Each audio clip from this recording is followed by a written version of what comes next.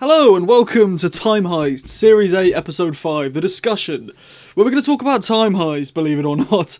Now, I'm not a big heist person. I don't particularly like heist movies or in episodes of like anthology TV shows or episodic TV shows. Heist things never really interest me because I find the pacing too slow. But this, I feel, nailed the pacing. The pacing on this is near perfect in my opinion. The episode is great. The Doctor... I was about to say Jenna, the Doctor, Clara, Sai, and Sabira? I've forgotten her name, sorry love. But they are tasked by the Architect to rob the Bank of Karabraxos, the most high security bank in the galaxy. So, on paper, to me, this doesn't seem very interesting, but it is very good. Now the episode doesn't start off too great because it has one of my least favourite lines of dialogue I've ever heard, where the TARDIS phone starts ringing and the Doctor's like, "Oh, Clara, how'd you get my number? Oh yeah, you got it from that woman in the shop who we still don't know who that was yet." The worst line of dialogue ever, just informing us that there's still a mystery woman out there who gave Clara the Doctor's number, we gotta watch out for her. I hated that. But then it's redeemed because 10 seconds later we're thrown into this interrogation room with the Doctor, Sai, Sabira, Sabra? I don't know, and Clara, and they've all had their memories wiped, and that I loved. That really got me intrigued and ready to watch. I love that the two main characters, apart from the Doctor and Clara, are different. They're not just normal humans or normal aliens that look and talk like humans and act like humans. They look like humans, but they have different ways of functioning. For example, Sabra, oh my god, I need to remember her name. The woman can shapeshift. Whatever she touches that's alive, she'll transform into. She touches the memory worm, and the memory worm pokes out her cheeks and it's like, meh. And she touches Clara, she becomes Clara. And Sai, he's a cyborg on the side of his head, and he can remove his memories. And that really is good at making us care about these characters, because we care about Sai because he's spoken about how he has deleted his entire friends and family from his memory. And Clara's like, why would you do that? And he says, I don't know, I don't remember doing it, but there must be a valid reason for it, so it makes us care for him. The woman, she can't touch anybody, she's allergic to touch, she shapeshifts. Who would want to look at somebody, who would want to look at themselves in the eye? So she's alone. And that also... it makes us care about them, but it also gives us motivation because we know that inside the vault is their antidotes to make them become normal again.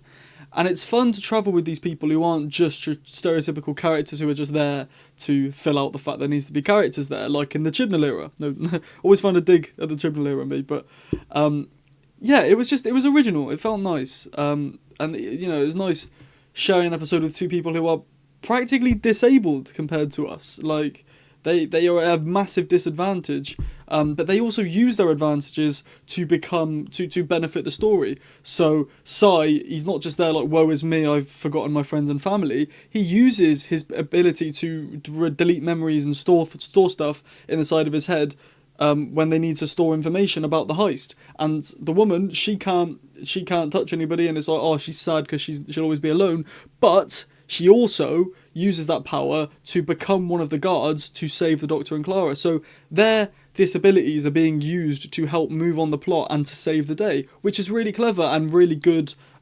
exposure, I suppose. And I think it's clever that they wipe their minds because the teller feeds off of guilt.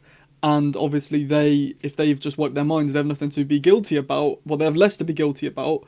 So the teller won't be drawn to them as much, which is really clever. It's really good. And you can tell which bits of this episode are written by Stephen Moffat, and you can tell which bits of this episode are written by Steve Thompson. I like Steve Thompson's work sometimes. Like, I rewatched Journey to the Centre of the TARDIS not too long ago. It was okay. The cyborg plotline didn't need to be there, but it was okay. I like the episode The Reichenbach Fool in Sherlock. I don't like his episode The Blind Banker. And I like his episode, the wedding one, whatever that's called, The Sign of Three. But that was also written by Mark Gatiss and Stephen Moffat. It was all three of them, so it's hard to tell. But there are bits in here where I'm like, that's a Moffat line, and there are bits in here like that line in the opening, which I'm like, I guarantee you Steve Thompson wrote that. And just some clunky lines that are a bit too exposition-y, like, this isn't just a heist, this is a time travel heist. I don't know, I thought that was really bad. No hate to the guy though. When Sai and the woman, so I should probably Google her name, they end up in situations that make them where they're about to get killed by the teller.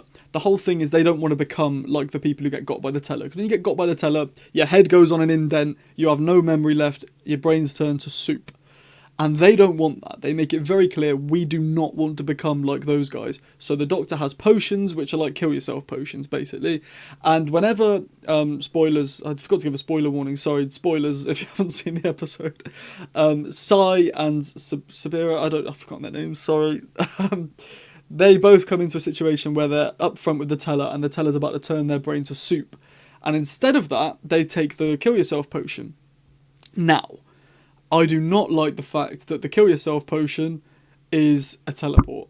That feels really cheap. It doesn't really make sense. It's sort of just like, yeah, and then we ate this bread and we ended up here. It feels like they've just made that. I know that everything's made up on the spot, but that feels particularly like just a big stretch. You drink the drink and it teleports you. No. I originally thought it was going to be that Sai, and because I predicted what was in their vaults, I thought that Sai and the woman would have their antidotes, and because they died along the way, I thought, well, inside the Doctor's vault is going to be the bring everyone back potion or something that brings everybody back to life. That probably would have been a better ending than just it's a teleport system, because that seems really stupid. Like, why would you have that if you just can teleport anyway? So I wasn't a fan of that. I like the bit at the end when the Doctor's like, robbing a whole bank, beat that for a date, because he's jealous of Danny Pink, and we get to see more of that next episode in The Caretaker, which I'm very excited for. But people who think that Clara and the Doctor are platonic, what do you mean? Look at this, beat that for a date. Just because they're older, just because Peter Capaldi looks older, people don't ship it as much. But you've got to remember, people ship Matt Smith and Jenna Coleman. Well, they ship the 11th Doctor and Clara. It's the same character. Peter Capaldi just looks older as a human. That's why people don't ship it enough. But that's the point of it.